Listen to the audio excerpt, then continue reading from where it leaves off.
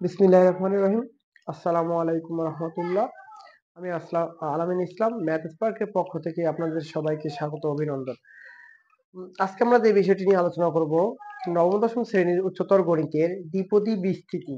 তো এখানে দ্বিপদী বিস্তৃতি, এখানে দ্বি কথার মানে হচ্ছে 2, আর এখানে পদী কথার মানে হচ্ছে পদ, আর বিস্তৃতি কথার মানে হচ্ছে এখানে হচ্ছে বিস্তৃতি মানে হচ্ছে বিস্তৃতি কথাটির মানে হচ্ছে বিস্তার ঘটানো,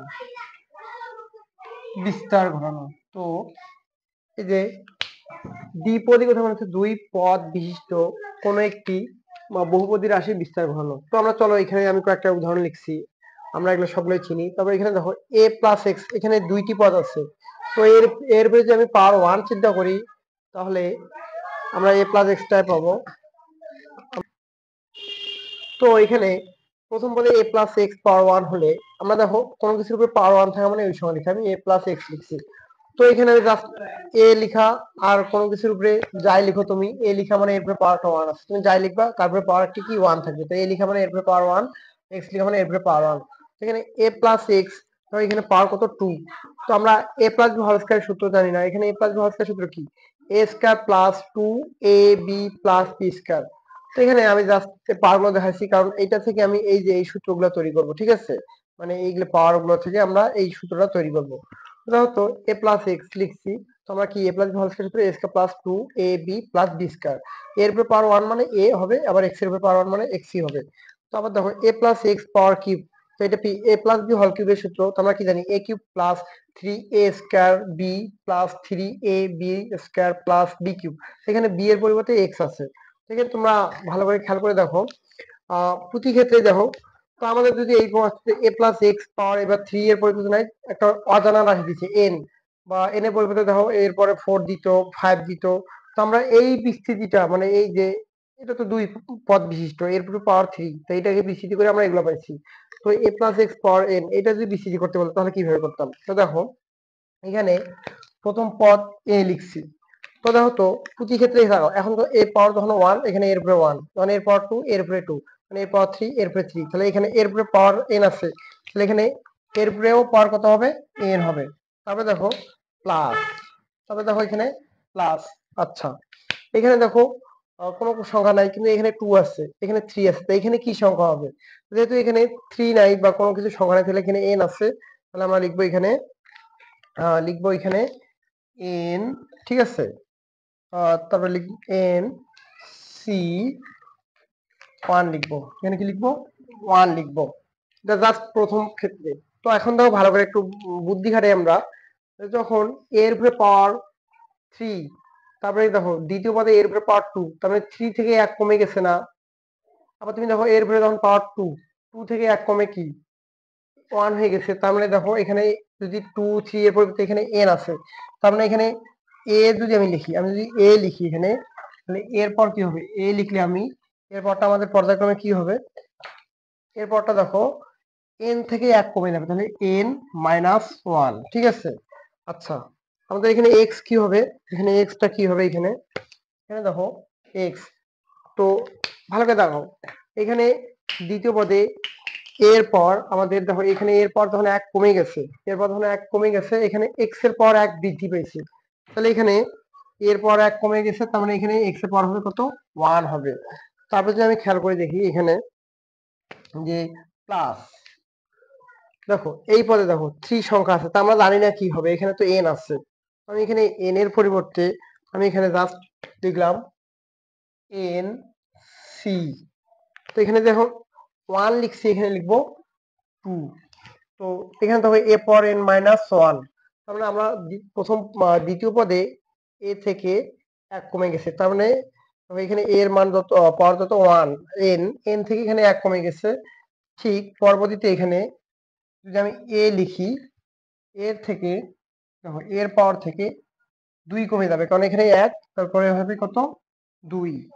তো আমি যদি এখানে x লিখি, আমি যদি এখানে x লিখি, এখানে x এর পাওয়ার কত হবে, x এর পাওয়ারটা এখানে হবে, দেখো যত কমে গেছে ঠিক x এর পাওয়ার তত বৃদ্ধি পাবে, তার মানে হচ্ছে 2, ঠিক আছে।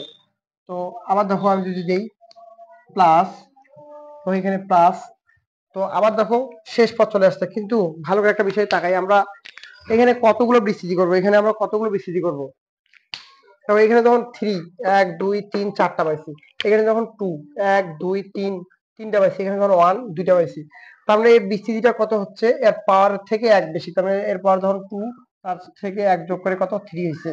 তখন দেখো এর পাওয়ার যখন 3 তার থেকে দেখো 1 2 3 4, 3 এর সঙ্গে 1 যোগ করে কত হচ্ছে 4 হচ্ছে। তার মানে এর পাওয়ার যেহেতু n, তাহলে এটা কত হবে n প্লাস 1, কারণ পাওয়ার সঙ্গে 1 যোগ করতে হবে, তাহলে n প্লাস 1। তা nটা তো আমরা অজানা মান, স্বাভাবিক সংখ্যা, জানি না কি হবে। তো আমরা কি বারবার এভাবে করে করতেই থাকবো? তো আমরা বারবার করব না। এবার লিখবো আমরা যে n, দেখো এখানে 2, মানে আমরা জানি না এরপরে 3 আসবে, কিন্তু আমি ওটা লিখবো না, আমি জাস্ট লিখবো n c, কি লিখবো আর লিখবো। এই আটা লেখার কারণ হচ্ছে এখানে দেখো এর উপরে যখন এখানে 2, এর পর 2 কমে গেছে, তাহলে এখানে যখন আর, তাহলে এর থেকে এরপর কত, এন থেকে কত কমে যাবে, আর কমে যাবে। আচ্ছা, তো এখানে আমি যদি বলি এক্স, তো এক্স এর পর কত বৃদ্ধি পাবে, তো আমরা জানি যে এন থেকে যত কমে যাবে এক্সটা কি তত বৃদ্ধি পাবে। তাহলে এখানে এন থেকে আর কমে গেছে, তাহলে এক্স এর পর কত হবে আর। তো এই যে এই পদটাকে বলা হয় আর প্লাস 1 তম পদ। ঠিক আছে, এটা কিভাবে আসছে দেখাবো। তো এই যে এই পদের পরে আমাদের আসবে শেষ পদটা।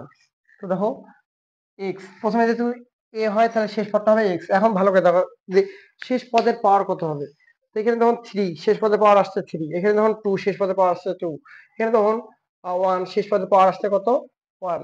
তো দেখো শেষ পদের সঙ্গে কিন্তু কোনো ক্ষেত্রেই সংখ্যা নেই, কোনো পাশে সহগ কোনো সংখ্যা নেই, কারণ শেষ পদটা শুধু একাই এক্স হবে। তাহলে এখানে পাওয়ার এন, শেষ পদের পাওয়ার কত হবে আমাদের, শেষ পদের পাওয়ারটাই হবে কত এন হবে আমাদের। এইটা হচ্ছে এ প্লাস এক্স পাওয়ার এন এর বিস্তৃতি। ঠিক আছে, তা এটাকে আর প্লাস অন্তম পদ কেন বলা হচ্ছে, দেখো আমি যদি প্রথম পদটাকে একটু চিন্তা করি দেখি, দেখো এন সি জিরো, ঠিক আছে, এ পাওয়ার এন মাইনাস হচ্ছে জিরো, এক্স পাওয়ার কত zero.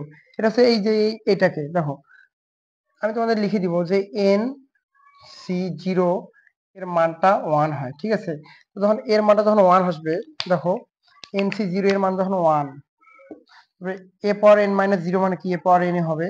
R x power not, কোনো কিছুর উপরে পাওয়ার নট মানে জিরো থাকলে ওর মান হয় কত কত 1 হয়। তাহলে 1 আর 1 গুণ করলে 1 হবে, এর এ পাওয়ার এন এর সঙ্গে 1 গুণ করলে এ পাওয়ার এন হবে। আমি বলতে চাচ্ছি যে আমি যদি এইটাকে এই আকারে চিন্তা করি, তুমি ভালো করে তাকাতো, যখন এখানে এন থেকে জিরো বিয়োগ করছো, যখন এন থেকে জিরো বিয়োগ করছো, এটা কততম পদ, এটা প্রথম পদ না।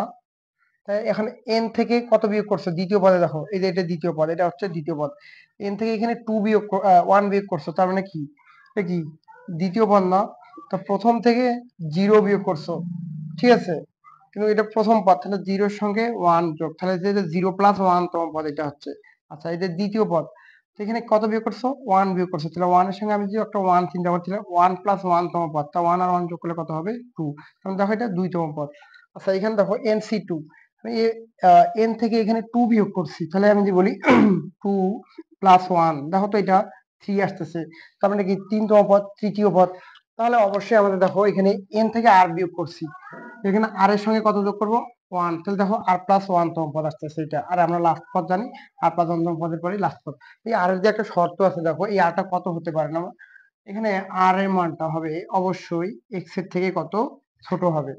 দেখো মাঝে মাঝে এক্স এর সমানও বলা যায়, কিন্তু বেশিরভাগ ক্ষেত্রে আমরা এক্স এর থেকে ছোটটাই চিন্তা করবো, যে এটা আর এর মানটা অবশ্যই এক্স থেকে কত হবে ছোট হবে, তাহলে এক্স আর লেস দেন এক্স। ঠিক আছে, তো এটা হচ্ছে আমাদের দ্বিপদী বিস্তৃতির যে বিস্তৃতির সূত্রটি। আসলে দ্বিপদী বিস্তৃতিকে দুই ভাবে করা যায়, তাহলে আমাদের মেন সূত্র হচ্ছে এইটা, আরেকটা হচ্ছে ত্রিভুজের প্যাসকেল সূত্র। তো ইনশাল্লাহ আমি আগামী ক্লাসে ওইটা দেখাবো। তো আজকে এইখান থেকে আল্লাহ হাফেজ, আসসালামু আলাইকুম।